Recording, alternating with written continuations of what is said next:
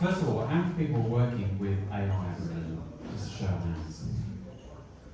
Okay, so a few people, good. Okay, well, I'm hoping this will be insightful and useful. I'm going to talk about my experiences over the last 20 years of doing this. And I'm going to start with this, which was earlier this year in London. The Service Design Conference was talking about, everyone's just gone nuts on Gen AI. And we've kind of lost ourselves a little bit in terms of where's the empathy, and let's just roll out technology. And this was actually a really powerful slide that came from Cameron Hansen, who was really talking about augmented intelligence and participatory design. And one of the things that struck me here was it's so noisy out there that let's just go with it. We're never going to really change the minds of people who just want the latest shiny toy.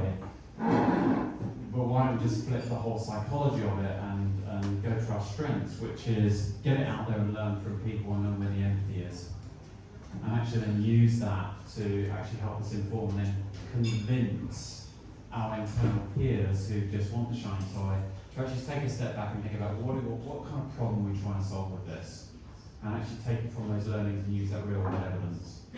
So that got me thinking about tonight's discussion, which was really talking about the challenges that I've faced and what I've gone about trying to bring people with me to start thinking differently about starting with a problem before we start thinking with the AI.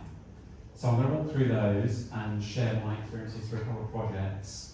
And throughout the presentation, I've actually put some guides that you can scan and take home and see whether they work for you within your environments with the projects we're working on. So let's dive in.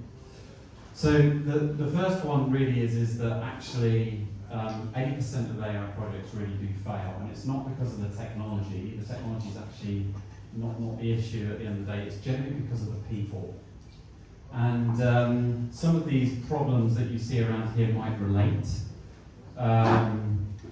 One of the biggest ones that I find is that everyone thinks that data scientists can do everything.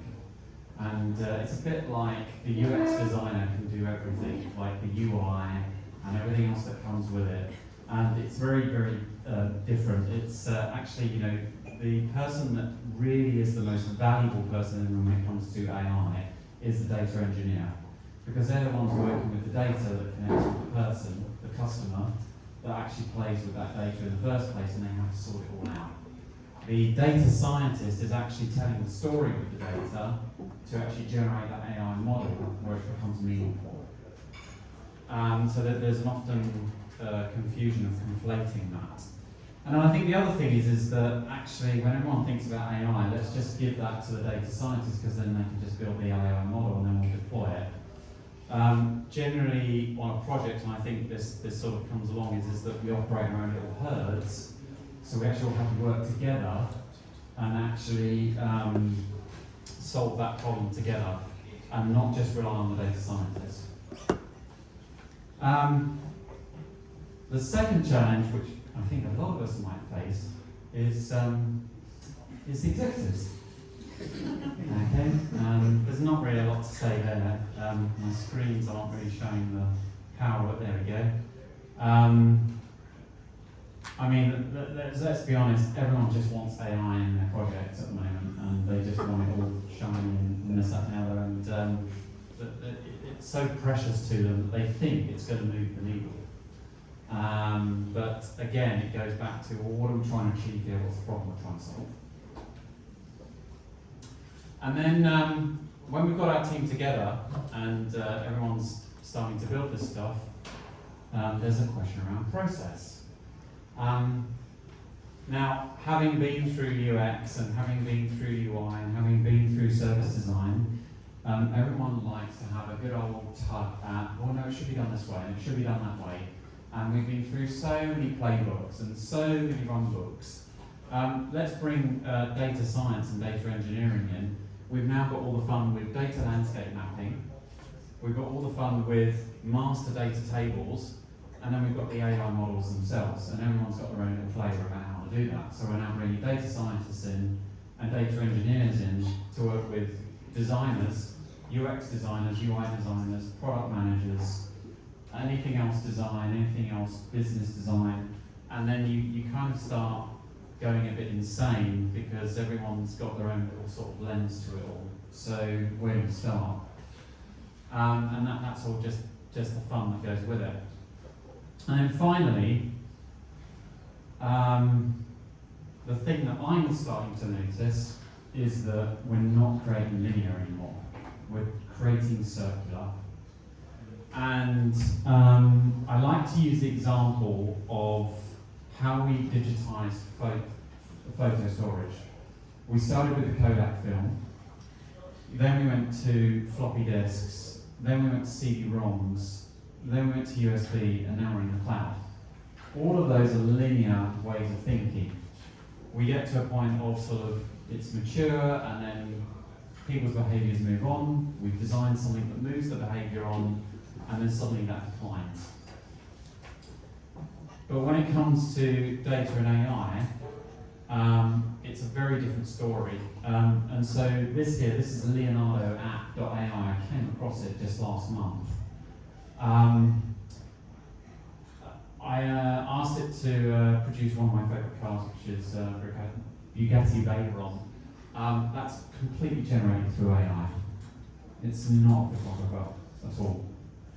How did it get to that point there? Well, it basically went through a circular motion of learning from humans and data.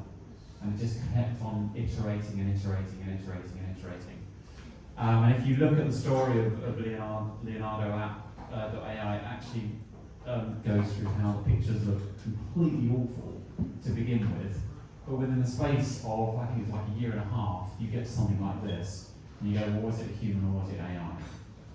And this is the kind of mental model shift that we're kind of going through now, is that our thinking shouldn't be linear, it should be circular. And the circular bit is actually the data products that we're making now that link with our humans and their empathy in terms of, well, where's the value in that data asset that we're creating is the first bit, and then how do we operationalize that across a B2C and a B2B product?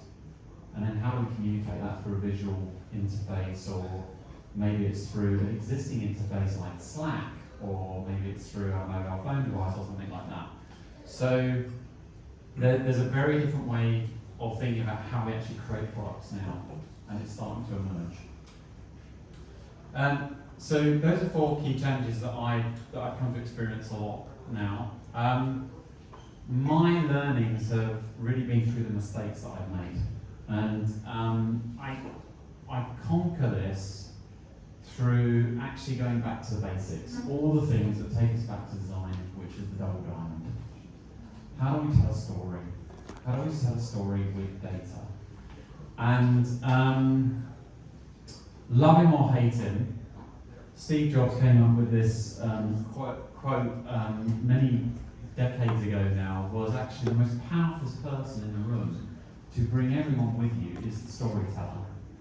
And one of the key things that we've really got to sort of hammer home, I think back to this point about impact, is how do we tell a story with data to bring the executive with us, our other stakeholders with us, build trust in our customers, and how do we do that? And I articulate it in kind of sort of 3 vectors. And the most powerful thing that I use really through it is actually the power of play. And I use Lego to do that. And actually Lego is an incredibly powerful tool because first of all, you can bring the jobs to be done framework, which is all your raw data, and you can use Databricks with that. You can then start communicating the value of that data and structuring it through Lego bricks. And then finally, you can find that kind of aha moment and go, well, where's that unmet need solved? And you start telling a story with that Lego. And that Lego itself is actually data, and you're trying to build that into a product. And all through all of those areas, you're capturing explainability of insights, where the enjoyment is of the insights, and actually where's the empathy there. And then in the middle, this is what our AI solution should be doing. It should be answering all those questions. So let's revisit all those challenges and look at, how have I conquered those through these here. So the first one is we all have a different double diamond. Now, first of all, before I go into explaining this, I've done a little bit of ways of working here. You can scan the QR code hopefully, and there's a guide there that you can download and use where I talk about that. The other thing is every time I show this slide, everyone thinks I've watched too much Star Wars. TIE Fighter at the top, an Imperial cruiser coming in to refuel at the Death Star, an Imperial cruiser leaving the Death Star, and then Jabba the Hutt. Essentially, the common thing here really is that Double Diamond does actually run through all of us, but we just think about it through a different lens. A data scientist thinks about problems in a different way, and they solution differently. A data engineer will take a problem very much like how we will take a problem as designers, but they will solution it differently because they're working with different types of data. And then a machine learning engineer will start very small with that kind of problem, but they will solution many, many times. The common language of all of that through the Double Diamond is that we all do experiments. And that's how we all come together with that. We're experimenting in our solutioning because we're testing with users. We're experimenting with different curated data sets. We're iterating constantly with the data. Is it the right data? With data science, there are features in models. A bit like there are features in interfaces. We have to create features and experiment with those. And then with machine learning engineering, we're constantly iterating a structure of a model that can actually sustain when we've got more data going through it. So we're constantly experimenting there. And using that kind of lens helps us to get to that aha moment together because we're problem solving together in that different way. But the Double Diamond actually brings us together in that way. Challenge 2, and I've actually provided a workshop here, is data journeys. And I'm going to talk to an example of a project here, which is, this was a set of executives who worked with hedge funding in a very large bank, and they were hedging mortgages, and the problem they were solving was how do I not lose £2 to £50 million a month on hedging mortgages. And the common problem that they all faced was that they hand over a spreadsheet between different departments to work out how to hedge. And that's what they were doing. So we brought the Lego to the table and we associated Lego to the most valuable key assets within the business, the financial spreadsheet. We tore this spreadsheet to bits and we said, look, where is it where the bottom line is? Where's it hurting? And then we used Lego figures about, well, who needs to make decisions off of what? And then we repurposed the user journey and turned it into a data journey. And we say, well, actually, along that journey from when you acquire a mortgage at the end of the bank, before it's actually then sold on to a customer, where's all the valuable data points? And how do we start understanding where all that valuable data is? And this is the executives here actually explaining, this is where the critical moments are, where the pain points are, where the unmet needs are. This is the most valuable data. So where you would probably normally work with, well, we need to migrate everything and stick everything into a database, what we were doing here was iterating and refining. This is where the most common sets of data are the bottom line. So what you can start doing here is actually identifying the value at stake. This is how much it's going to cost us, but now what you can do is you can find what I call like your minimum viable data for your customer. So that's where you're measuring your customer satisfaction. But also what you start doing is you start revealing, right, okay, so what's most important to start thinking about the future state for my blueprint, my service blueprint of how's my AI going to work? What's it going to do? And you can start creating concept cards out of that, which is what we did. So no different from when you're trying to create a website or an app, you can start concepting. And these are the features that help guide data scientists to build that model. And that's exactly what we did there. Let's talk about process. for me, a powerful process isn't so much about here's all the stages to the process, it's the content within the process that allows people to communicate effectively. So if we apply the Double Diamond to that and we start overlaying that with, well, what are we doing with data science and what are we doing with data engineering, what we can do here is we can start thinking about jobs to be done. But what jobs are people trying to do with data? And how are they trying to solve problems? We can link it to empathy.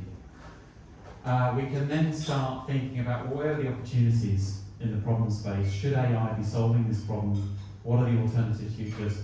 I actually use Teresa Torres's opportunity mapping here. Oh, I love that. Yeah. Why I use it is because it's all about experiments. And because experiments is a common language between data science, data engineering, and design, you can start to prioritize around, well, what experiments are we going to do with data? What experiments are we going to do with AI? What experiments are we going to do with humans in terms of the design world, the interface? All of that comes together, and you can start testing that. And then you should sort of come out with, well, what's the value to the business and what's the value to my ICPs in terms of my minimum viable data, as well as everything else that's, what's my minimum viable interface? What's the minimum viable anything else? And so, and at that point there, you've then got something about, right, okay, I've zoomed out to zoom in, and then I'm zooming in to zoom back out again. And then I can go into my modelling, and now I can start modelling, and now I can start testing my opportunities that came out of that, and I can start testing it, and I can start testing whether the data was right, I can start testing whether my model's right, I can start testing whether my interface is right, I can start prototyping. And then I zoom back in again, and then I start seeing where humans not only make decisions with data, but I'm now seeing humans make decisions with AI. And at the end, I should have a minimum lovable AI solution that allows me to then see whether I can get to an MVP and actually get out to market and start seeing whether actually have I mitigated risk on tech, have I mitigated risk on the design, have I now started to get adoption very quickly and adaption to AI. Because let's not forget, there's a lot of skepticism. AI is going to take my job, it's going to take over the world, Neo is going to rock up with Trinity, and the whole world's going to collapse. Probably not. But we're starting to learn about behaviours, about how people shift with AI. And what are we learning new that allows us to now evolve and develop our product. And let's go on to the last one. Oh no, here's an example, yeah. So, sorry. Blueprint here. This was actually an oil and gas project. So we zoomed out. So this is a service blueprint. And we worked with the team here just to work out, well, where's all the data flowing? So we had the data journeys, we had the user journeys. How would AI operate at scale? And then we zoomed right in. So this is scoping the AI and scoping the data about, well, where's the aha node where actually that's where the AI is the sweet spot. And we did this all together with the whole team, and then we defined a set of jobs to be done. And the reason we kept doing jobs to be done was because actually in the data science and in the data engineering world, it's very task orientated. And jobs to be done are sort of very task orientated. So whilst user stories do have their value in terms of what we're trying to do for user interfaces, we actually had jobs to be done that actually helped with, well, what job are people trying to do with data and what job are people trying to do with AI? And that then allowed us to actually craft a set of jobs to be done, link it to scenarios, and go, here's the day in the life of such and such who's trying to do this, and they're trying to work with that, and where they're trying to make decisions.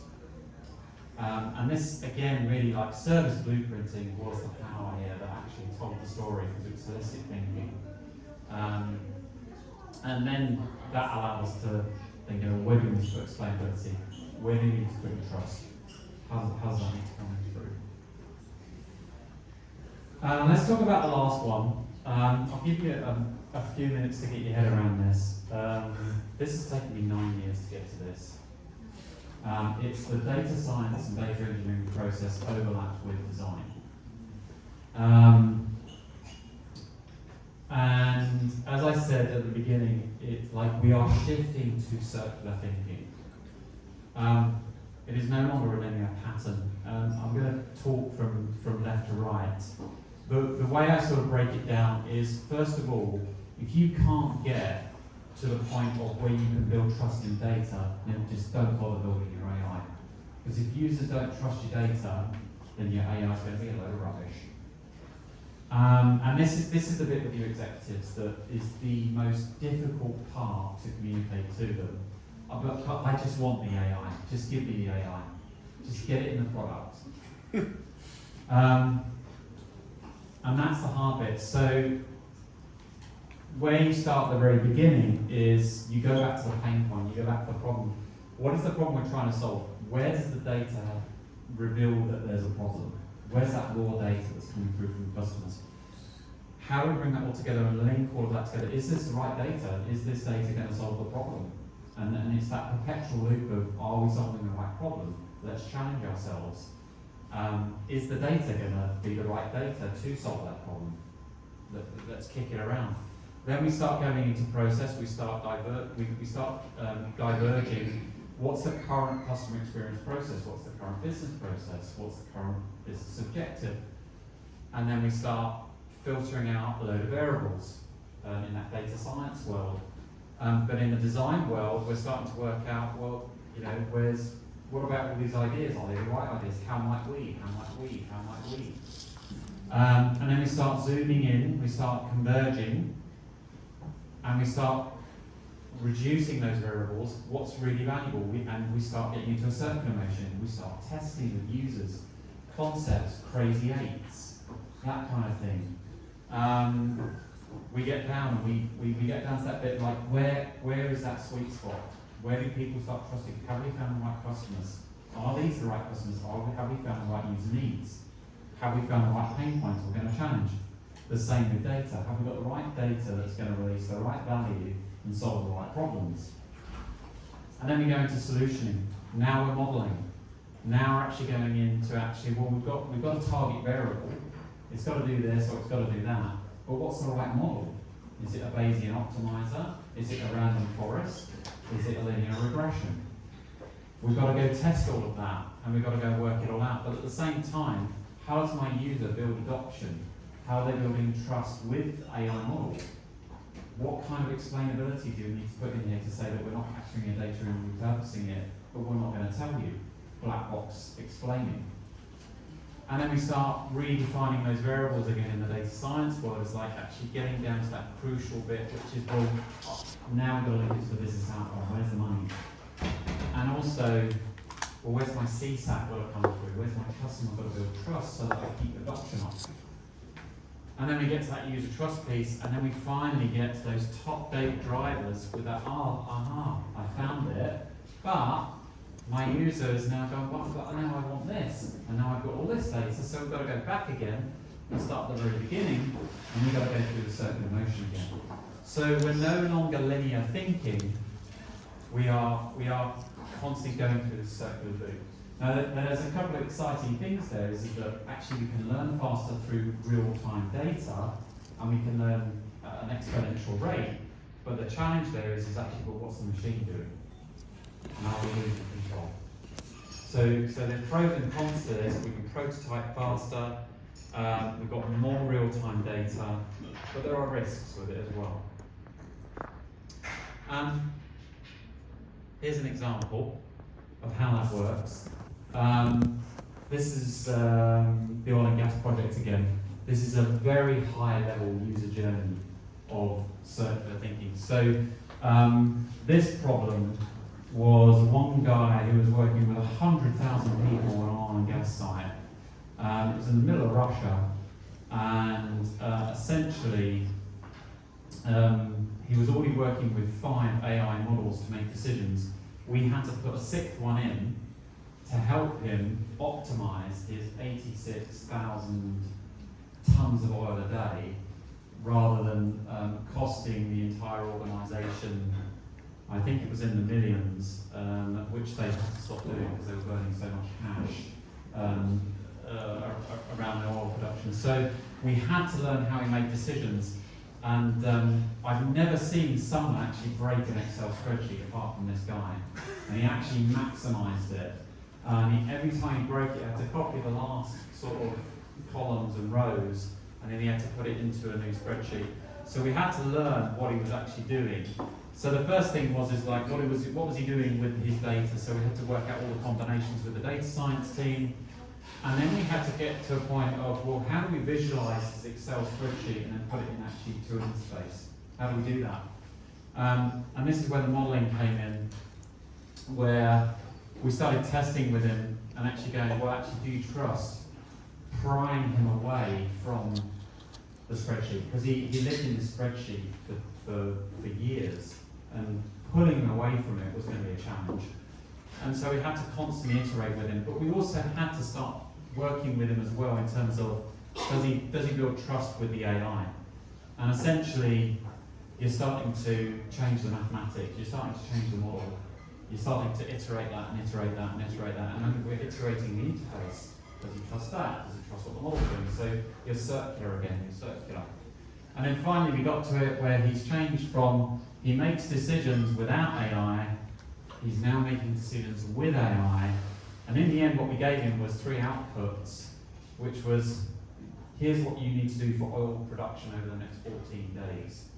And that normally took him about 14 hours. We actually managed to get into 4 minutes after we rolled out the solution. So the question that came back from his COO was, so now what do I do with his time now that I've freed up 14 hours of what he does? So that's kind of what happens. Now that actually took 22 weeks to get through, but it took 18 months to implement. So it was not as simple as just rolling AI out, because the key challenge with it was, even though he had built trust with it over adoption, he now had to convince all the people that he was working with that his decisions were sound because he was working with AI. So it just doesn't stop there, it actually continues on through an ecosystem. And that's it.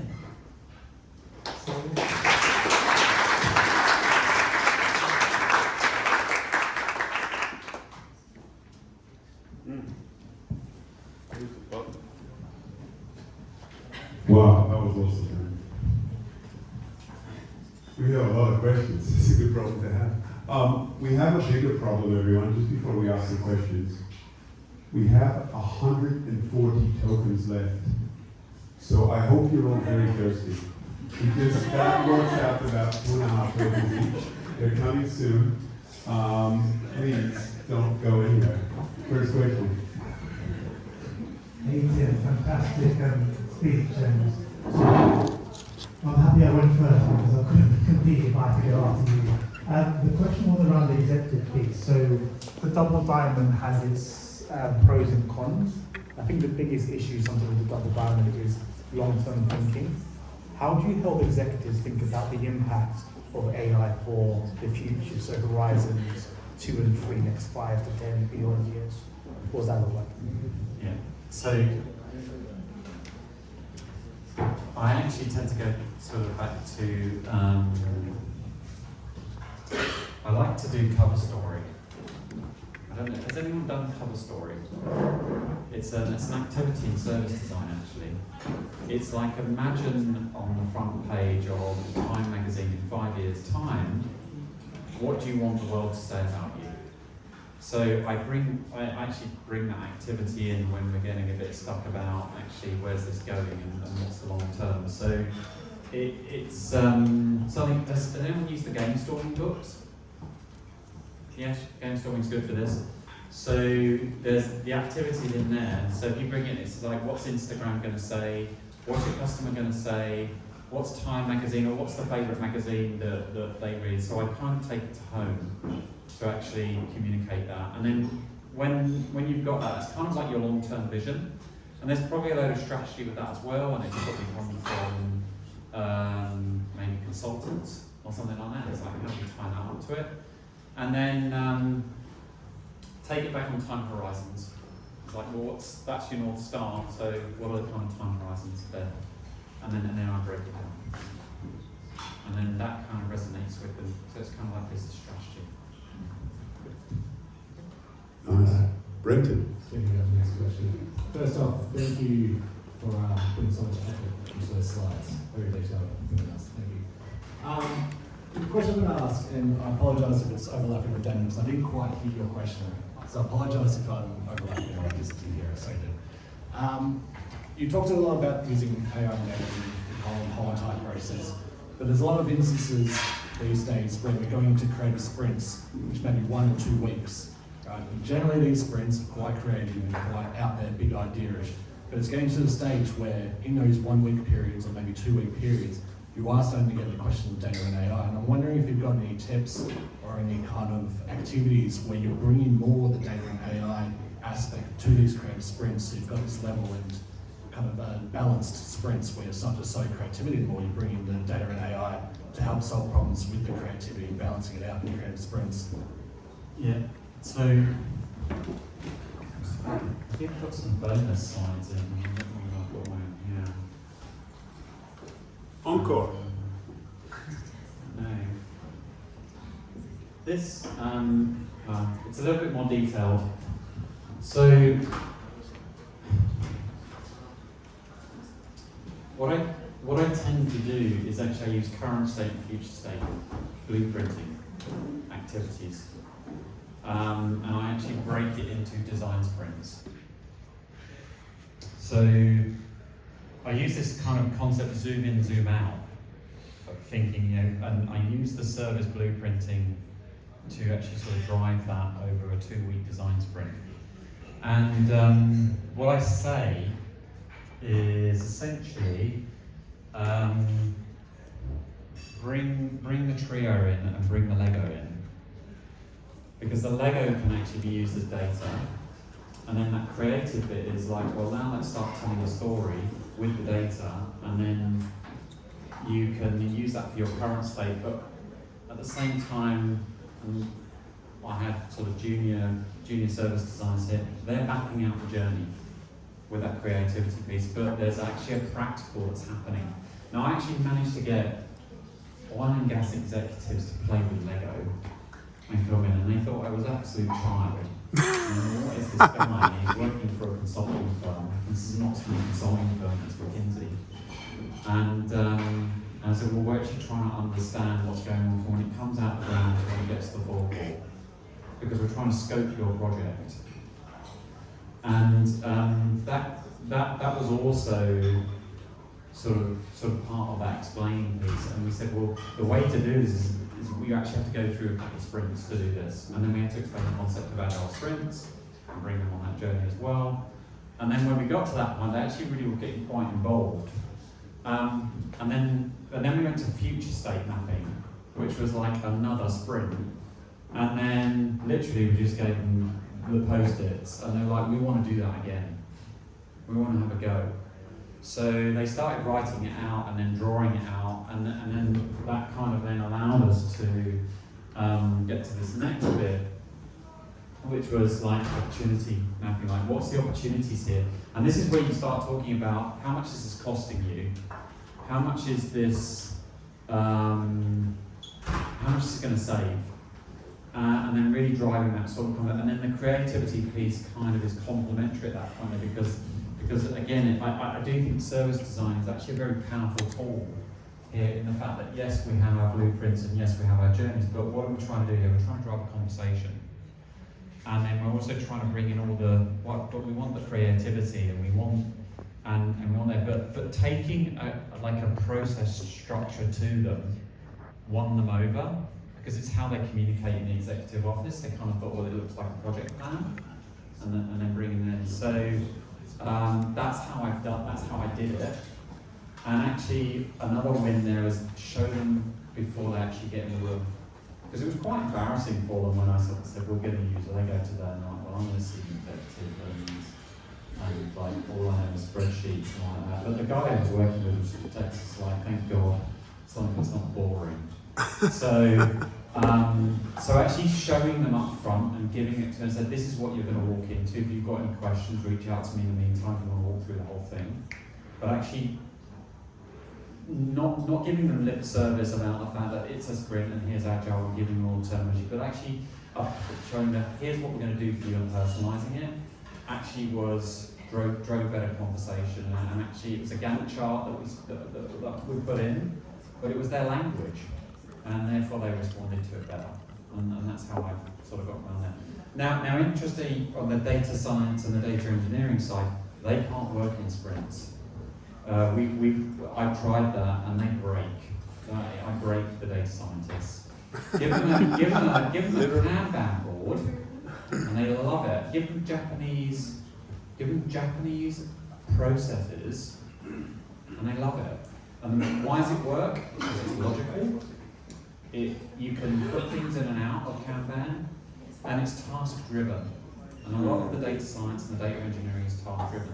So again, it's just about using what we know out of our toolkit of design, Kanban, Scrum, Agile. It's just about how we sort of structure it together. And that's how I got through it. That's how I've done it. Yeah. Nice. Next. Go for it.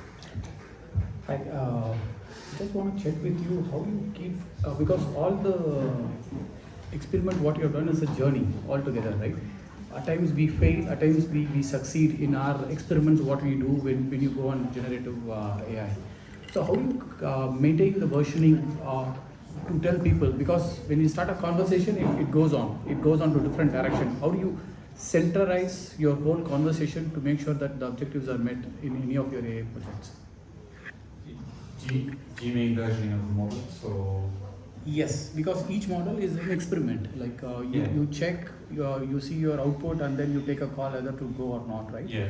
So at times, when you go on multiple direction in your tree, decision tree, how do you make it a more objective and take it to your conclusion?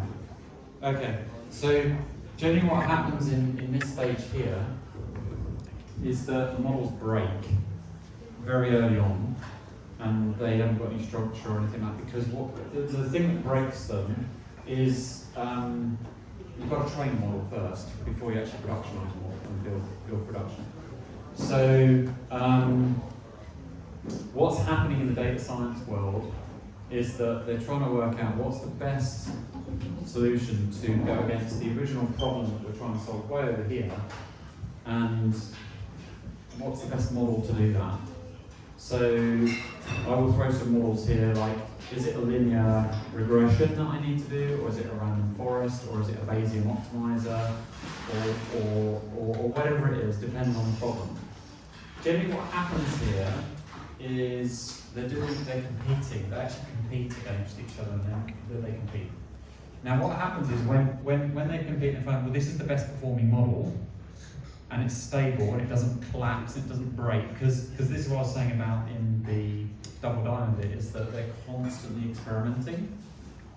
When they get to that point there, and they go, right, this is the right model because it's going to achieve the best performing outcome for the business goal, and it's going to achieve the best performing explainability for the end user, now I can start creating a productionized model, and now I can start versioning it. So that's kind of how it emerges. Mark. Hi. Hi there. I'm really interested to hear a bit more about the sort of client context, particularly that one around the oil and gas example we shared. How did that come about in terms of being able to identify that as a problem set to solve, and then almost build the trust and the ability to then go on that journey to try and experiment to get an outcome that would be meaningful for them? Well, the simple answer to that one was that if they didn't solve this problem in 5 years, they were going to run out of oil. Well, were they? Did they know that this was an approach that would actually? How did you build that trust that actually to take this data-driven approach, that it can have a big impact on their business, knowing that there is the experimentation, there's the feasibility, and then the implementation, as you said, which is a time. So within the company, they'd already rolled out 5 models already, which was already questionable because we worked with actually statistical models. So there was 2 sides. One, it was actually linked to sort of like a promotion. Someone was trying to get to CEO, and they're like, I want to innovate and be the first company, this part of the company, to get to rolling out AI. So that was one key driver. So there was an innovation program around it, so that helped. The second thing is the fact that they realised that even with 100,000 people on this oil and gas site, and with what was going on with the way in which the reservoir was structured, it's a unique part of the world, they knew that they needed something a little bit more that was beyond human kind of compute, the intelligence that they needed. The other thing is that they knew the numbers were being filled, and they had to use something that was statistically significant, and they needed to shift change. So those three factors helped to really push it forward.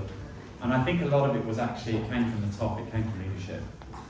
This has got to be done. There's no question about it. If we don't do this within 5 years, we're stuffed. So there was a bit of a chance, there was a bit of a risk take, and that really helped drive it. And I think without that, I think it would have collapsed. So it was very much because there was a clear goal and because there was a clear objective. It goes back to my first slide, is that actually if you're not aligned on vision and you're not aligned on the objective and there's no support and a common goal, then it's generally not going to happen and the project's going to fail. This project actually became successful after 24 months. Whoa. So even though it was a 22-week project that we did and deployed, and it was actually also their first transition to cloud as well, so there was a lot of risk involved and a lot of innovation. So that was sort of part of the mid thing. Hi, it's me next. Thanks, Mark, for the question. I'll just add to the weighted questions we've got so far.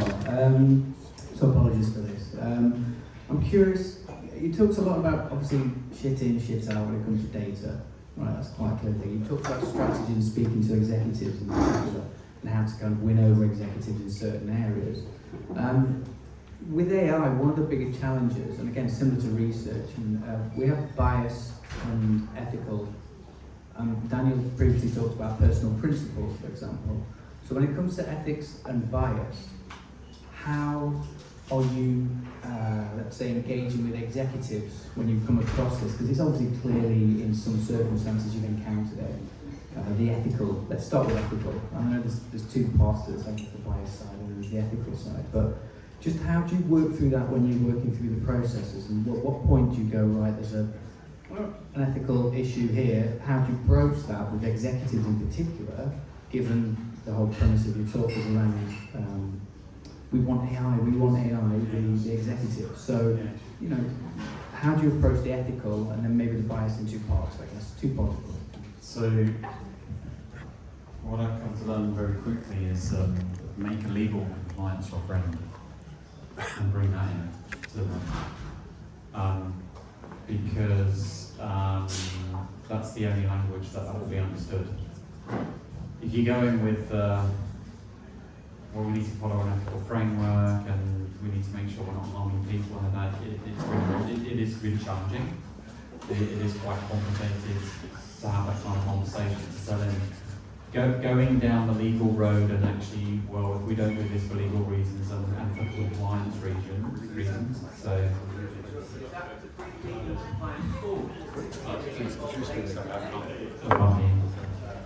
Sorry. I knew it wasn't going to be one question from the front. So it's more just, so legal and compliance typically come late in the conversation, typically once you've got a concept and then review it and stuff. So are you talking about bringing it forward in that process? I bring them right in the beginning of the problem process. But then how do you discuss what legal and compliance is when you don't have anything other than we have an executive goal or a vision? How can they put legal and compliance around that? In the design process, we ask the questions around, are there regulatory considerations here? Are there compliance considerations? Are there any legal considerations right at the beginning? And how does it work when you've got because some projects possibly you've been involved in as well, I know I have, where there's no guideline. You can't go on the app site and look at that. You can't look at this to get some regulatory. There's no legal around this. So how do you, when you're in a position, when you're creating a project or an initiative that doesn't have those guidelines or regulatory necessarily, but you know you're going to have to create them, again, to do with the ethical, it's kind of the Isaac has enough rules that come into play or something. I'm not quite sure Yeah, I see what down the you're book saying. you go, you know. So if you don't have that option and it's quite exhaustive at that point there, then this is where I lean on research.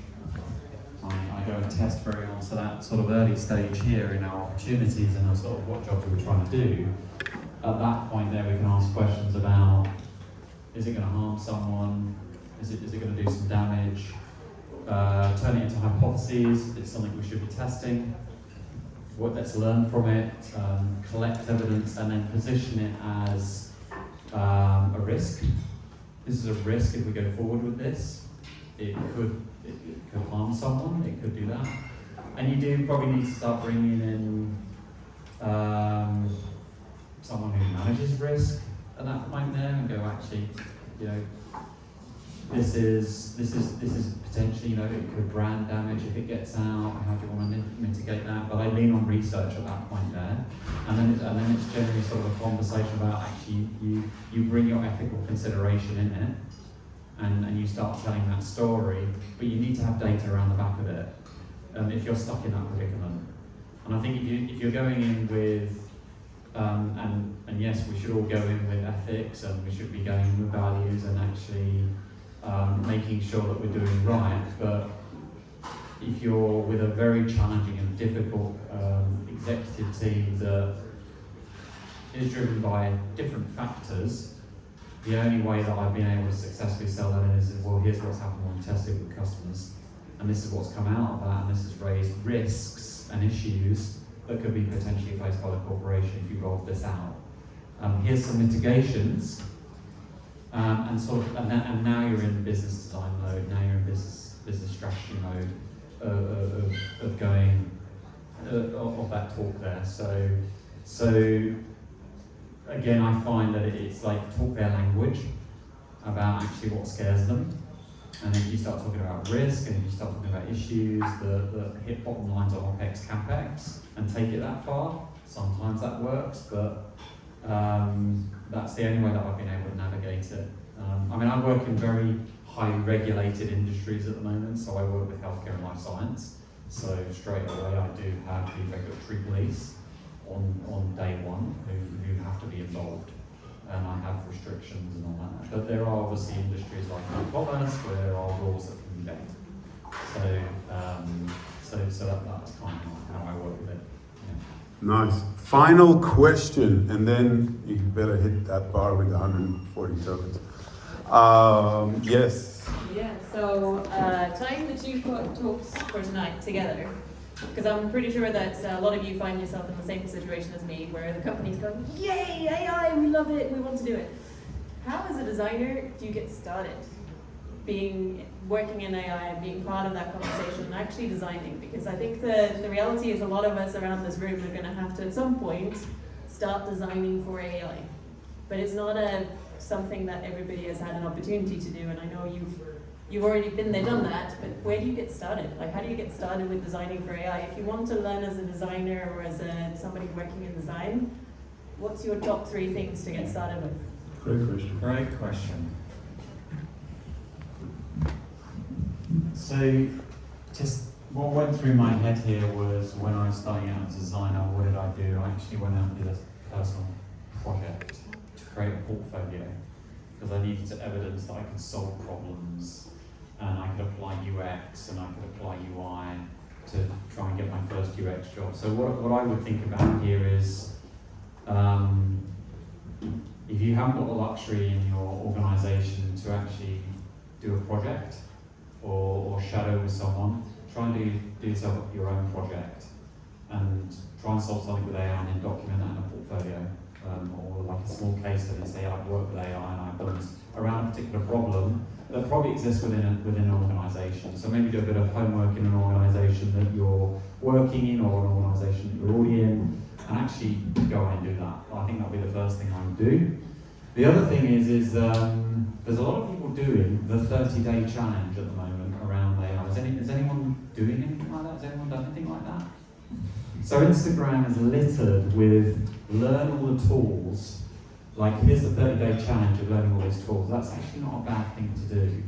So spend a day on playing around with OpenAI. Spend a day with playing around with Claude. Spend a day with playing around with Leonardo app.ai, and just learn them. Just play around with all these tools after 30 days and just upskill yourself.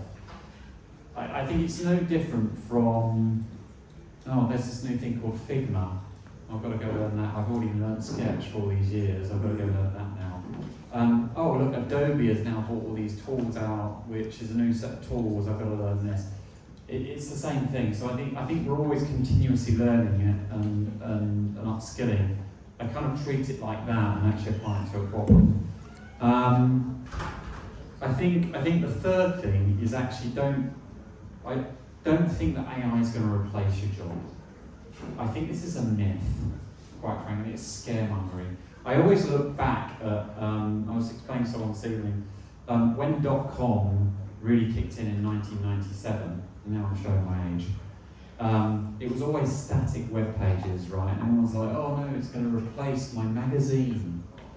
And then we got to 2002, the bubble had burst, and an ASP.NET had come out, and it was this magical tool that created dynamic web pages and dynamic content. And everyone was basically, oh my god, my job's been replaced. And really it hadn't. What it had done is it basically pushed people to start upskilling in creating dynamic content on web pages. So it hasn't really replaced people, it's just evolved how we do design. It's the same with AI.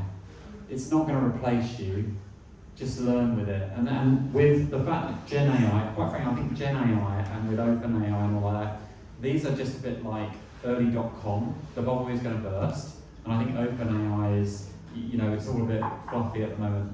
The thing I would be upskilling now on is agentic AI, and start learning about that, because that's going to change Gen AI.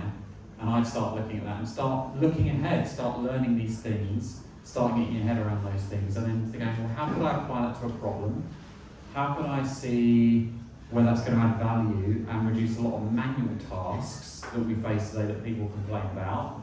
And how can I automate that and bring design into it? And then create your own sort of like process and playbook, and then start exploring with people and test it, and then just evolve your learning. And then that's what I do. And I just start playing around with stuff, and then I put it into that kind of, Awesome, amazing. Big round of applause. Thank you, Dick.